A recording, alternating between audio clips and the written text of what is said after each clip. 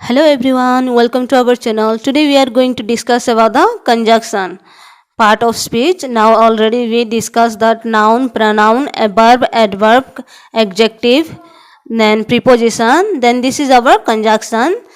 Then let's start it. Okay, then here what are conjunction? We are going to discuss about it. Okay, then आप लोग पहले भी पढ़ चुके हैं, पार्ट ऑफ स्पीच में मैं पढ़ा चुकी हूँ, लेकिन क्या है वन बाय वन डिटेल में मैं पढ़ा रही हूँ क्योंकि एग्जाम पॉइंट ऑफ व्यू ये बहुत ही इंपॉर्टेंट है।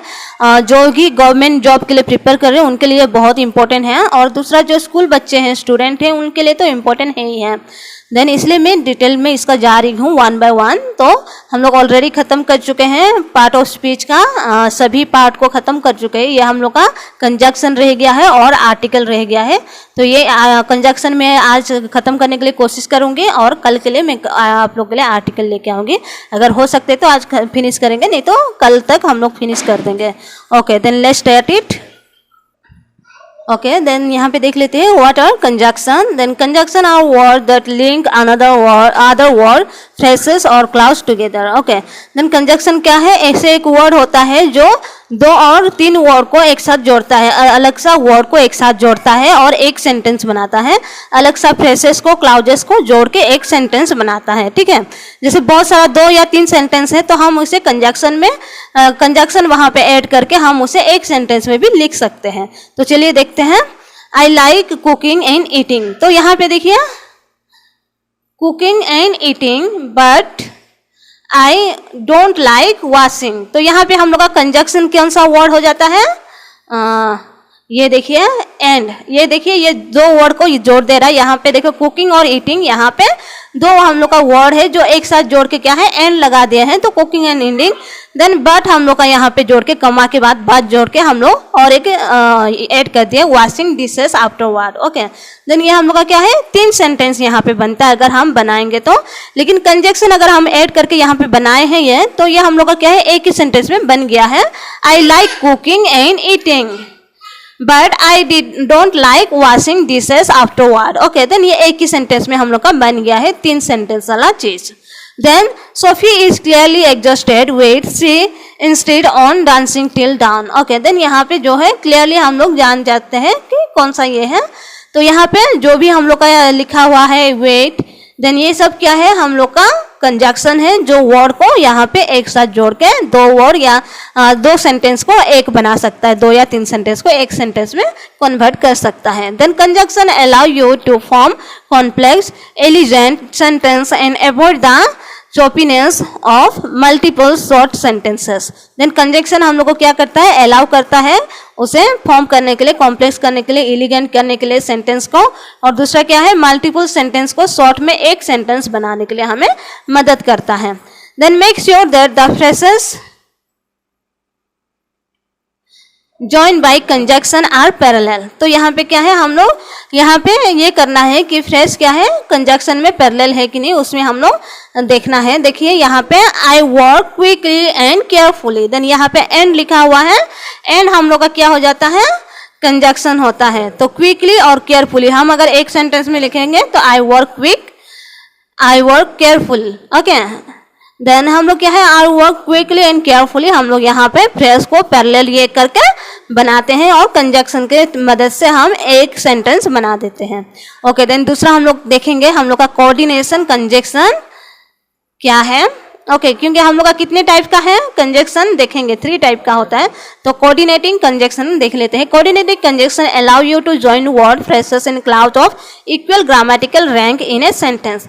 तो ये कोऑर्डिनेटिंग कंजक्शन क्या है हमें मदद करता है जो इक्वल ग्रामेटिकल रैंक और सेंटेंस रहता है उसे ज्वाइन करने के लिए। The most common coordinating conjunction are क्या क्या है? For, and, nor, but, or, yet and so. Okay, then हम इसको नेमोनिक ट्रिक से भी याद कर सकते हैं। कैसे? ये जो for, and, nor, but or yet and सो, इसको हम फैन बॉय करके हम याद कर सकते हैं। ओके, तो इससे हमें याद हो जाता है कि ये कोऑर्डिनेटिंग कंजक्शन है फैन बॉयज। ओके, तो चलिए दूसरा देख लेते हैं। आई हैड लाइक पिज्ज़ा और a salad for lunch. We need a place to concentrate, so we packed up our things and went to the library. Jessie did not have much money, but she got by. Then ये सब में हम लोग का क्या है, और लगा हुआ है, यहाँ पे सो लगा हुआ है. देन यहाँ पे क्या है, अलग अलग जो लगा हुआ है, एंड लगा हुआ है, बट लगा है. तो ये सब हम लोग का क्या है, कोऑर्डिनेटिव कंजक्शन है. तो हम इसको ये करके एक सेंटेंस बना के लिख सकते हैं. तो देख लेते हैं. Notice the use of comma when a coordinative conjunction is joining two independent clause. तो हम लोग कॉमा भी वहाँ पे यूज करते हैं जब दो इंडिपेंडेंट क्लाउज को एक साथ हम जोड़ते हैं, तभी हम कॉमा भी यूज करते हैं. देन कोरिलेटिव कंजक्शन, हम लोग का कोरिलेटिव कंजक्शन में क्या क्या आता है देखते हैं. Correlative conjunction are pair of conjunction that work together. ये क्या है, दोनों एक साथ वर्क करते हैं, ये पेयर होता है. Some example are either or, neither nor, and not only but. Okay, then ये पेयर ऑफ कंजक्शन है जो दोनों एक साथ आएंगे, लेकिन एक सेंटेंस कुछ वर्ड के बाद ये आएंगे, तो ये दोनों एक साथ आना है. ये है पेयर ऑफ कंजक्शन, कहते हैं हम कोरिलेटिव कंजक्शन. ओके, तो देख लेते हैं यहाँ पे. Not only am I finish studying for English, यहाँ पे नॉट ओनली आ गया. देन बट, नॉट ओनली के बाद but, I am also finished writing my history essay. I am finished with both my English essay and my history essay. तो यहाँ पे हम लोग का क्या है, ये जोड़ के बता दिया गया है कि हम लोग का नॉट ओनली और बट यूज करके हम कोरिलेटिव कंजक्शन को यूज करके एक सेंटेंस में ये पूरा 2-3 सेंटेंस को लिख सकते हैं. देन सबऑर्डिनेटिंग कंजक्शन क्या है, हम लोग देखते हैं उसको. Okay, subordinating conjunction join independent and dependent clause. ये क्या है, इंडिपेंडेंट क्लाउज को भी ज्वाइन करेगा और डिपेंडेंट क्लाउज को भी ज्वाइन करेगा. A subordinating conjunction can signal a cause and effect relationship, a contract, or some other kind of relationship between the clauses. Common subordinate conjunction are because, since, as, although, though, while and whereas. तो हम लोग का क्या क्या हो जाता है, ये देखिए, बिकॉज, सिंस, एज, ये सब हम लोग का कॉमन ऑर्डिनेटिव सब ऑर्डिनेटिव कंजक्शन में आ जाता है. तो चलिए देखते हैं इसका. Okay, then sometime an adverb such as until, after और before can function as a conjunction. और कभी कभी क्या है, एडवर्ब के साथ में such as, until और before and because ये सब भी आ जाता है. देन हम लोग देख लेते हैं. I can stay out until the clock strike 12. Then यहाँ पे क्या है, हम लोग का एडवर्ब आ गया है. देन हम लोग यहाँ पे क्या यूज किए हैं, until यूज किया है. ये हम लोग का क्या है, सबऑर्डिनेट कंजक्शन है. Here the adverb until function as a subordinating conjunction to connect two ideas. तो यहाँ पे क्या है, adverb के साथ में हम लोग until को डाले हैं, तो ये फंक्शन करता है, दो कॉन्टेक्ट करते हैं आइडिया को मिलाने में. I can stay out, ये हम लोग का क्या है, इंडिपेंडेंट क्लाउज है. उसके बाद में and the clock strike 12, the dependent clause, ये डिपेंडेंट क्लाउज है. और दोनों को क्या ऐड कर दिया, until यूज करके हम लोग दोनों को एक साथ कर दिए हैं. The independent clause could stand alone as a sentence. The dependent clause depend on the independent clause to make sense. Okay.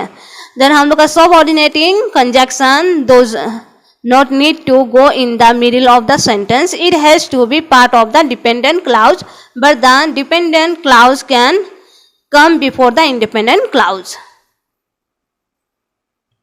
तो हम लोग का यहाँ तक हम रखेंगे. नेक्स्ट क्लास में हम इसको देखेंगे कि क्लाउज कितने तरह का होते हैं और कौन कौन सा है, लिस्ट ऑफ कंजक्शन क्या क्या है, उसके बारे में हम डिटेल में देखेंगे.